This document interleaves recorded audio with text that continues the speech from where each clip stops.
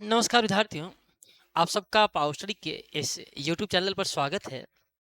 काफ़ी विद्यार्थियों के जो है मैसेज आ रहे थे कि सर इकोनॉमिक्स का जो है लेटेस्ट कुछ डाटा है, उससे रिलेटेड कुछ जो है हमें डाटा प्रोवाइड करवा देते।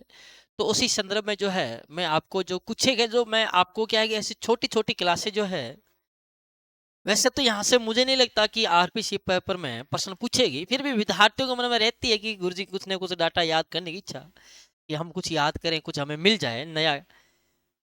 अगर पूछ भी ले तो भी आपके फायदा है, ना पूछे तो कोई नुकसान तो है नहीं आपके।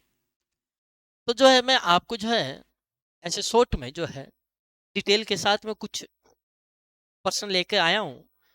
और मैं ऐसे 4-5 शॉर्ट वीडियो जो है आपके विदेशी व्यापार है, आपके नेशनल इनकम में, राष्ट्रीय आय में कि भाई जो है कुछ आपकी राष्ट्रीय आय क्या है, स्थिर दरों पर हो चाहे चालू दरों पर हो, या फिर आपकी बात करें कि जो भी इकोनॉमिक्स में लेटेस्ट में कुछ विदेशी व्यापार नीति की बात करें 2023 वाली, जो आपकी जो है 1 अप्रैल 2023 को लागू हुई थी, घोषित 31 मार्च 2023 को हुई थी, उससे रिलेटेड कुछ बातें हों, या कुछ कुछ ऐसे जैसे अभी वो एक प्रावधान था सेज वाला, वो लागू हुआ है, या कुछ ऐसे जितने भी जो फैक्ट है, जो लेटेस्ट फैक्ट है, जो इकोनॉमिक्स से अपने सिलेबस से रिलेटेड है, उनको मैं करवाने की शॉर्ट वीडियो के माध्यम से कोशिश करूंगा।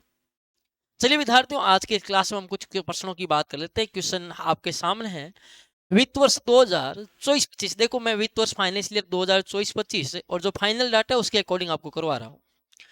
वित्त वर्ष 2024-25 में कुल प्रत्यक्ष विदेशी निवेश यानी कि एफडीआई, फॉरेन डायरेक्ट इन्वेस्टमेंट, निवेश सर्वाधिक प्राप्त करने वाला राज्य कौन सा है?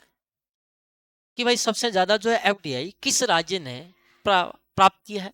तो इसका ऑप्शन नंबर 1 है वो राइट, महाराष्ट्र ने। यानी कि सबसे ज्यादा एफडीआई किसने प्राप्त किया? महाराष्ट्र ने किया है। एफडीआई की कुछ सीमा के भी प्रावधान हो रखे हैं, कुछ एफडीआई की जो है सीमाएं बढ़ा दी गई है, तो उनको भी अपन जो है आगामी क्लास में लेंगे। जितने भी जो लेटेस्ट फैक्ट है वो सब की अपन बात करेंगे। तो आप देख सकते हैं महाराष्ट्र है, हिस्सा सबसे अधिक 39% रहा। परसेंटेज वैसे पेपर में पूछेगा नहीं। उसके बाद कर्नाटक का 13%, उसके बाद दिल्ली 12% तीसरे स्थान पर रहा। यानी कि सर्वाधिक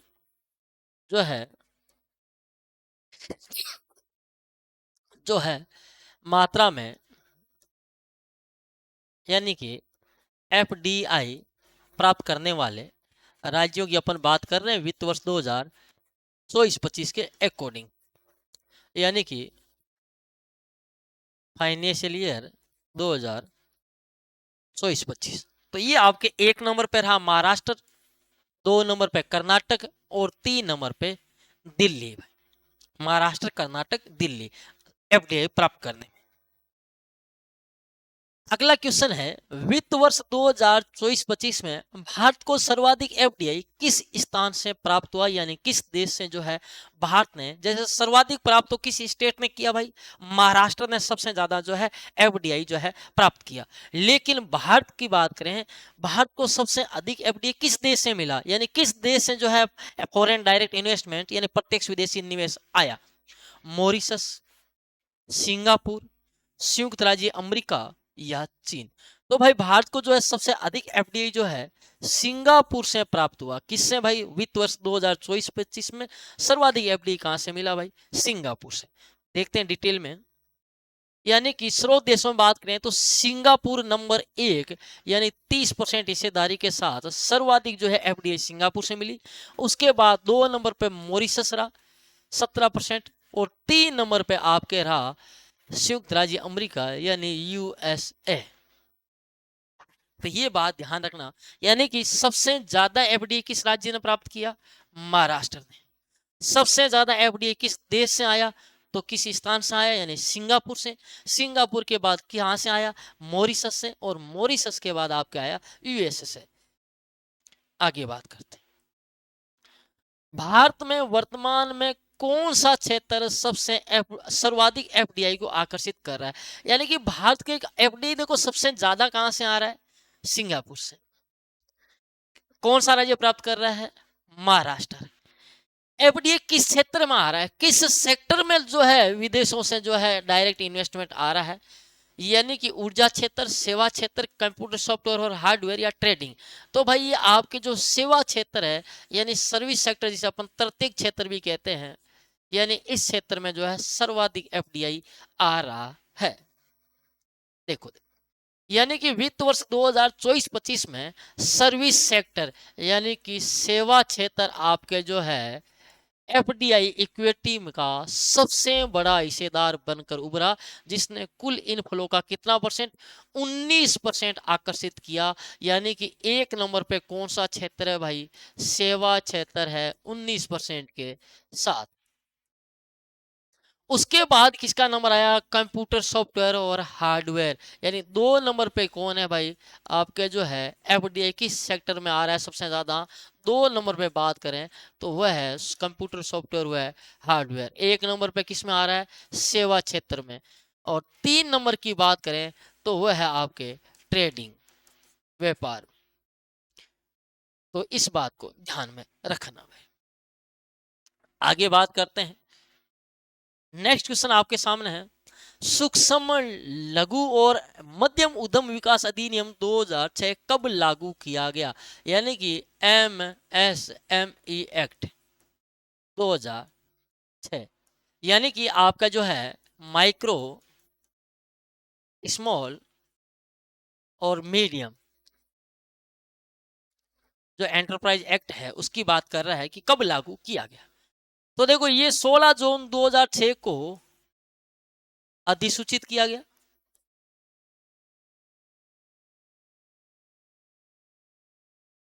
और ये लागू कब हुआ, आपके जो महात्मा गांधी की जो है जयंती आती है, कब आती है भाई, लाल बहादुर शास्त्री और महात्मा गांधी जयंती 2 अक्टूबर 2006 को जो है लागू किया गया है। यानी कि कब लागू किया गया, 2 अक्टूबर 2006 को एमएसएमई एक्ट 2006 लागू किया गया। इसको हमने क्यों लिया, क्योंकि इसमें जो हाल ही में ये संशोधित जो वर्गीकरण किया गया है 1 अप्रैल 2025 से लागू होगा। कब से भाई, 1 अप्रैल 2025 से। तो यानी कि 1 अप्रैल 2025 जा चुकी, इसका मतलब ये वर्गीकरण जो है अब लागू हो चुका है। वर्तमान में जो है एमएसएमई की सीमा जो है चेंज हो चुकी है। और एमएसएमई के जो है इसका मानदंड क्या है, कई बार प्रश्न ये पूछा जाता है कि आपके जो है सूक्ष्म है, जो लघु है ना, एमएसएम की बात करें, माइक्रो स्मॉल मीडियम की, इसमें इनके वर्गीकरण का आधार क्या है। तो भाई वर्गीकरण का आधार किसको माइक्रो माना जाए, किसको स्मॉल माना जाए, तो भाई वर्गीकरण का आधार है संयंत्र और मशीनरी उपकरण। यानी कि आपके जो इन्वेस्टमेंट की बात कर रहा है, प्लांट और मशीनरी में निवेश कितना किया है और वार्षिक एनुअल टर्नओवर कितना है, उसके आधार पर वर्गीकरण किया जा सकता है, किया जाता है। ये देखो इन्वेस्टमेंट और टर्नओवर के आधार पर, यानी वार्षिक साल भर के अंतर्गत जो है टर्नओवर कितना किया जा रहा है उसको, और विनिवेश यानी कि जो आपने निवेश किया है, विनियोग किया है, इन्वेस्टमेंट प्लांट एंड आपके मशीनरी पर, उसके आधार पर, इक्विपमेंट वगैरह में उसके आधार पर क्या माना जाता है, इसकी श्रेणियों को है जो वर्गीकृत किया जाता है। जैसे माइक्रो, स्मॉल, मीडियम, तो ये पहले सीमा थी करंट वाली। अब इसको तो क्या है, ये काट दो, ये पहले थी, अब क्या होगी, ये रिवाइज होगी, अब ये नई सीमा ये होगी भाई।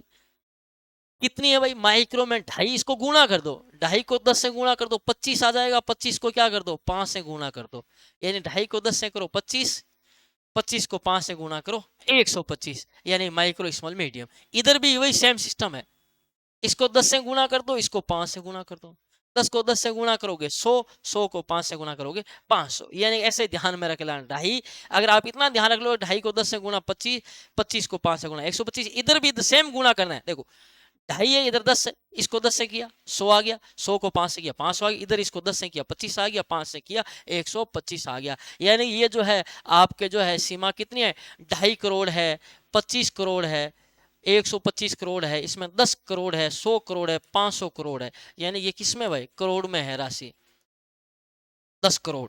ठीक है ना, ये क्या है, 2.5 करोड़ रुपए, ये बात है सीमा की, तो इसको भाई ध्यान में रखना है। आगे बात करते हैं, नेक्स्ट क्वेश्चन है कि वर्तमान में 1991 की आर्थिक नीति के तहत भारत में औद्योगिक क्षेत्र में अनिवार्य लाइसेंस लेने वाले उद्योगों की संख्या कितनी है? तो भाई भाई वर्तमान में कितनी संख्या है? 4 उद्योग है। कितनी संख्या है? 4 उद्योगों को लाइसेंस लेना अनिवार्य है। कुछ कोचिंग वाले आपको गलत बताएंगे, 5 बताएंगे, क्योंकि उन्होंने अपडेट नहीं किया, उन्होंने पढ़ा नहीं, ध्यान नहीं रखते, तो वो 5 बताएंगे। तो आप क्या ध्यान रखना, आप 4 ध्यान में रखना। कितनी है भाई? वर्तमान में 4 उद्योगों को अनिवार्य लाइसेंस लेने वाले उद्योगों की संख्या है 4। चलिए भाई, देखो देखिए, ये आप देख सकते हैं वाणिज्य और उद्योग मंत्रालय की जो प्रेस रिलीज है, उधर वो नोट है गवर्नमेंट ऑफ इंडिया इंडिया, ये देखो ministry of commerce and industry का। तो देखिए औद्योगिक लाइसेंस, देखो प्रेस नोट 1991 से पहले की अवधि संबंधित है। 1991 जुलाई 1991 में किए गए अनेक संशोधनों पर विचार करने के बाद निम्न 4 उद्योग ही अनिवार्य लाइसेंस प्रणाली में शामिल है। 1991 औद्योगिक नीति के तहत कौन कौन से? तंबाकू और तंबाकू के विकल्पों से निर्मित सिगार और सिगरेट, एक तंबाकू वाला सिगरेट वाला। और 2 नंबर पे कौन है? इलेक्ट्रॉनिक एरोस्पेस और रक्षा उपकरण यानी डिफेंस इक्विपमेंट। 3 है औद्योगिक विस्फोटक। नंबर 4 है खतरनाक रसायन। यानी कि वर्तमान में ये 4 है, इनके नाम याद कर लेना। इधर इंग्लिश में लिखा हुआ है, ये जो आपके जो है विज्ञप्ति है, प्रेस नोट आप देख सकते हैं, गवर्नमेंट ऑफ इंडिया का ऑफिशियल लेटर है। कब का है? 11 सितंबर 2019 का है भाई। 11/9/2019 का है ये लेटर। ये देखो 11 सितंबर 2019 का। और ये कॉपी भी भेजी गई है सब जगह, PIB, ministry of commerce, NTC section, सब जगह। तो देखो क्या है, कौन कौन सी अंग्रेजी में लिखा हुआ है, देखो cigar and cigarettes of tobacco and manufacture tobacco, electronic aerospace and defence equipment, industrial explosive और हाजर्ड्स केमिकल्स यानी खतरनाक रसायन। इधर हिंदी में लिखा हुआ है औद्योगिक विस्फोट। ये यानी कि वर्तमान में कितने लाइसेंस के भाई अनिवार्य? कितने? 4 उद्योगों को लाइसेंस लेना अनिवार्य है। और वो कौन कौन से 4 उद्योग है ये मैंने जो है आपको बता दिए। ये 4 उद्योगों के नाम आप क्या रख लेना भाई, ध्यान में रख लेना। चलो भाई, नेक्स्ट क्वेश्चन है, भारत का समग्र निर्यात यानी कुल निर्यात जो है वस्तु प्लस सेवा दोनों को जोड़ते हुए वर्ष 2023-24 में रहा, कितना रहा? तो भारत का जो व्यापार है वो रहा 778.21 बिलियन अमेरिकी डॉलर। कितना रहा? कुल जो व्यापार है वस्तु सेवा सहित जो है इतना भारत का व्यापार रहा। चलिए डिटेल में जानते हैं। तो देखो ये बिलियन अमेरिकी डॉलर में है, यानी कि भारत ने वस्तुओं का जो है निर्यात किया 437.10 बिलियन अमेरिकी डॉलर, सेवाओं का जो है किया 341.11, यानी टोटल निर्यात कितना किया वस्तु प्लस सेवा को जोड़ा जाए तो 778.21। अभी देखो इसमें प्रश्न भी यही था कि कुल कितना निर्यात हुआ, तो 778.21 बिलियन अमेरिकी डॉलर। वस्तु कितनी थी उसमें? 437.10। सेवा कितनी थी? 341.11 बिलियन अमेरिकी डॉलर। ये तो था निर्यात यानी एक्सपोर्ट। हमने इंपोर्ट भी किया, विदेशों से आयात किया। आयात कितना किया? हमने वस्तुएं आयात की 675.45 बिलियन अमेरिकी डॉलर, यानी कि निर्यात से ज्यादा हमने आयात किया। सेवाएं हमने आयात की 178.32, यानी कि सेवा में हमने निर्यात ज्यादा किया, आयात कम किया है। कुल बात करें आयातों की तो हमारे वस्तु और सेवाओं में आयात है 853.77, यानी कि टोटल वस्तु और सेवा को जोड़ा जाए तो देख सकते हैं कि हमने जो है आयात ही ज्यादा किया है। ये बात करें कि व्यापार घाटा, तो आपको पता है कि भारत का जो है हमेशा से ये वस्तु अभी भी क्या है, व्यापार घाटा है। कितना है टोटल व्यापार घाटा? आप देख सकते हैं 75.5 है, यानी 75.5 बिलियन अमेरिकी डॉलर जो है ये आपका जो है भारत का क्या है भाई। ये बात कब की हो रही है? तो ध्यान रखना वित्त वर्ष कौन सी की बात हो रही है? 2023-24 की बात है। ये 23-24 का डाटा है आपका, ठीक है, 23-24 का डाटा है। और ये डाटा कहाँ से है भाई? ये डाटा जो है वाणिज्य जो है आपका कॉमर्स इंडस्ट्री जो डिपार्टमेंट है वाणिज्य मंत्रालय, उस मंत्रालय जो है आपको पता है कि वर्ष के अंत में जो है वार्षिकांक जारी करता है, वार्षिक विवरण जारी करता है। यानी कि ये जो है आपके ओरिजिनल जो उन्होंने वार्षिक विवरण करते हैं कि फाइनेंशियल ईयर एंड होने के 7-8 महीने बाद। जैसे अभी आपका फाइनेंशियल ईयर एंड हो गया, कब हो गया भाई? 31 मार्च 2025 को। इसका डाटा आएगा 25 एंड होते हुए फाइनल, समझ के। तो ये 23-24 का फाइनल डाटा है जो आपके वार्षिक विवरण में लिखा हुआ है दिसंबर 2024 के बाद। तो भाई व्यापार घाटा कब कितना है, भारत का कुल व्यापार घाटा है इतना 2023-24 में। और अधिशेष, अधिशेष कहाँ है, यानी कि सेवा में भारत का क्या है, अधिशेष है। अधिशेष कैसे भाई, इसमें से तुम ये माइनस कर दोगे, देखो 11 में से 2 जाएंगे 9, इधर आया 10 में से 3 जाएगा 7, यानी इसमें से ये माइनस कर दो भाई, इसमें से ये माइनस कर दो, ये माइनस में आ जाएगा, इसमें से ये माइनस कर दो तो ये माइनस में आ जाएगा। तुमने निर्यात कम किए हैं तो माइनस कर दोगे तो ये माइनस में आ जाएगा, समझ गए।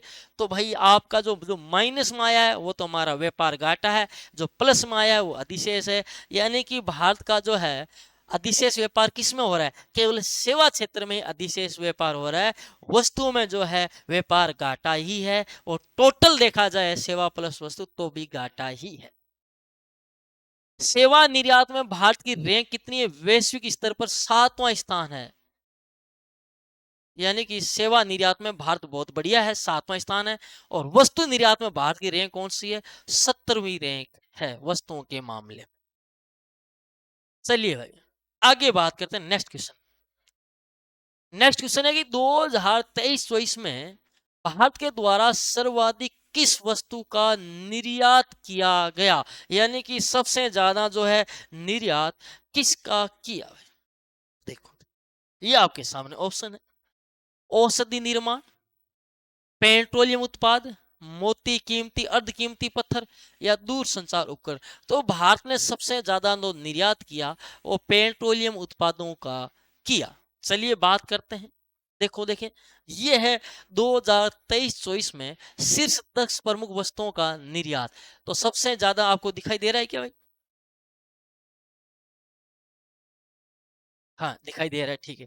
तो सबसे ज्यादा निर्यात किसका किया गया भाई, पेट्रोलियम उत्पाद का। एक नंबर पे सबसे ज्यादा किसका निर्यात किया गया, पेट्रोलियम उत्पाद का निर्यात सबसे किया गया अधिक। उसके बाद आपके जो है औषधि निर्माण का 2 नंबर पे, 3 नंबर पे मोती कीमती अर्ध कीमती, 4 नंबर पे दूर संचार उपकरण, 5 नंबर पे सोना और अन्य कीमती धातु, 6 पे इलेक्ट्रॉनिक मशीनरी, 7 पे लोहा। ऐसे आपको सारे याद नहीं करने, आप तो ये स्टार्टिंग के 3 ही याद कर लो, यानी कि आप तो ये 3 याद कर लो। कौन कौन से, 1 नंबर पे निर्यात किसका किया गया, पेट्रोलियम उत्पाद का, 2 नंबर पे औषधि निर्माण का, 3 नंबर पे मोती कीमती अर्ध कीमती पत्थर का। ये था भारत का सर्वाधिक जो है निर्यात किन उत्पादों का किया गया। 2023-24 में सर्वाधिक किस वस्तु का आयात किया गया। अब बात है कि आयात किसका किया, तो देखो निर्यात तो किया था पेट्रोलियम उत्पाद का सर्वाधिक निर्यात, और सर्वाधिक आयात की मैं बात करूं वो था पेट्रोलियम अपरिष्कृत। इसका मतलब क्या है, अपरिष्कृत का मतलब है वही है पेट्रोलियम क्रूड, यानी कि कच्चा, यानी कि क्रूड पेट्रोल जो आपका आता है कच्चा तेल, उसकी बात है। ठीक है, तो ऑप्शन राइट क्या हो जाएगा, सी राइट हो जाएगा। देखो देखो ये देखो शीर्ष 10 प्रमुख वस्तुओं का आयात किया गया तो 1 नंबर पे किसका किया गया, पेट्रोलियम अपरिष्कृत, यानी कि पेट्रोलियम क्रूड का। निर्यात पेट्रोलियम उत्पादों का। आयात पेट्रोलियम, आपको पता है भारत में पेट्रोल जरूरत पड़ती है सबसे ज्यादा, इतने वाहन है इतनी जनसंख्या है, तो सीधी सी बात है सोचने वाली बात है, पेट्रोलियम क्रूड। 2 नंबर पे लो भाई सोना, गोल्ड, यानी भारत में आपको पता है कि जब भी शादी ब्याह कोई अवसर होता है तो गहने की बहुत जरूरत पड़ती है, बिना गहनों के शादी नहीं होती। तो सोना भारत में सबसे ज्यादा खरीदा जा रहा है, 2 नंबर पे सोना खरीदा जा रहा है। 1 नंबर पे पेट्रोलियम कच्चा, 2 नंबर पे सोना, 3 नंबर पर पेट्रोलियम उत्पाद, यानी कि पेट्रोलियम प्रोडक्ट्स। ये बात उत्पाद की है, यानी खरीदा 1 नंबर पे। देखो ये सर्वाधिक निर्यात आपके किसका किया जा रहा है, पेट्रोलियम प्रोडक्ट। आयात सर्वाधिक पेट्रोलियम क्रूड का, ये आपका है। और 3 नंबर पे वापस पेट्रोलियम उत्पाद का ही क्या किया जा रहा है, आयात किया जा रहा है। तो इन 3 चीजों को ध्यान रख लेना, आगे इनको पढ़ लेना। कोयला को 4 पे 5 पे लो, ये कोई जरूरी नहीं है आप इनको याद करें, इंपॉर्टेंट ये 3 को ही ध्यान में रखें, 3 ही ध्यान रखें, 3 आयात वाले, 3 निर्यात वाले। बस इतना ध्यान रख लोगे, आपका जो है क्या हो जाएगा भाई, काम बन जाएगा। देखो 2023-24 में किस देश को सर्वाधिक निर्यात किया गया? अभी हमने बात की सर्वाधिक निर्यात की जाने वाली वस्तु, सर्वाधिक आयात की जाने वाली वस्तु। अब बात करें किस देश को सर्वाधिक निर्यात किया गया?